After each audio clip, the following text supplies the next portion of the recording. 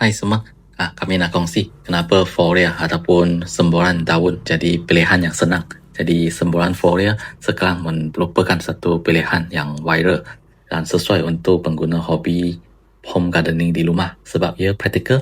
Jadi kami boleh nampak daun sebagai indikator kesihatan. Dan bila disembur dengan betul, bahan aktif boleh diserap melalui stomata daun. Ia membantu pokok mendapat sokongan penyerapan yang lebih cepat, terutamanya bila akar sedang stres ataupun media tanah yang tidak optimum, katakan mungkin banyak batu ke ataupun terlalu basah, terlalu kering. Jadi dengan adanya semburan daun ini, ia boleh jadi sebagai satu komplement terhadap baja tabur dekat tanah.